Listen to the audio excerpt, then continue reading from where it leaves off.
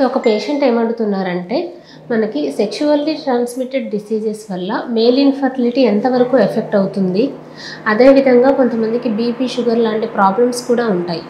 So ఇటువంటి problems ఉన్న మేల్స్కి ఎటువంటి ఇన్ఫర్టిలిటీ ఇష్యూస్ వచ్చే అవకాశం ఉంది అని చెప్పి ఒక పేషెంట్ కామెంట్ సెక్షన్లో అడుగుతున్నారు.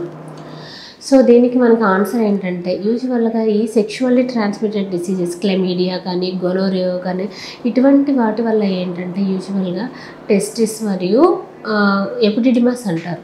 సో ఇటువంటి ఆర్గాన్స్ అనేవి ఎఫెక్ట్ అయ్యి ఇన్ఫెక్షన్కి దారితీస్తుంది. సో వీటిని ఎపిడిడిమో ఆర్కైటిస్ అంటుంటారనమాట. సో ఇటువంటి ఇన్ఫెక్షన్స్ వచ్చినప్పుడు ఏమవుతుందంటే స్పర్మ్ ప్రొడక్షన్ ప్రాబ్లం అవుతుంది. అండ్ ఉన్న సెమెన్లో కూడా ఏంటంటే ఆ స్పర్మ్ యొక్క మొటిలిటీ అంటే కదిలే కణాలు మరియు దాంట్లో మార్ఫాలజీ సో ఇవన్నీ ఎఫెక్ట్ అవ్వడం జరుగుతుంది.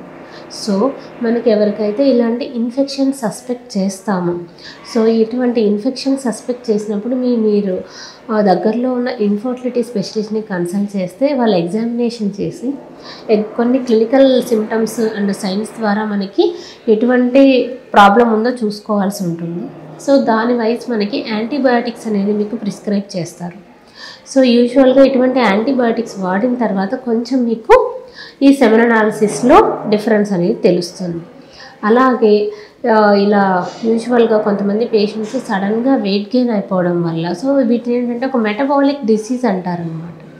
సడన్గా బరువు పెరగడం వల్ల వచ్చే దానికి అసోసియేటెడ్ ఏంటంటే డయాబెటీస్ రావడము, నెక్స్ట్ హైపర్ టెన్షన్ రావడము, కొంతమందికి హైపోథైరాయిడిజం కూడా రావడము. సో ఇటువంటి మెటబాలిక్ డిసీజెస్ వల్ల కూడా సెమెన్ పారామీటర్స్ అఫెక్ట్ అయ్యే వాళ్ళు ఇప్పుడు ఈ కాలంలో చాలా ఎక్కువ మంది ఉన్నారు.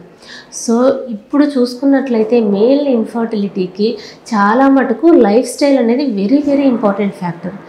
సో మేల్స్ అనేవి ఎక్కువగా సడన్గా ఒక 20 kgs 30 kgs వెయిట్ పెరిగి అరౌండ్ ఒక 100 kgs ఒక 120 kgs ఇలా ఉంటున్నారనమాట.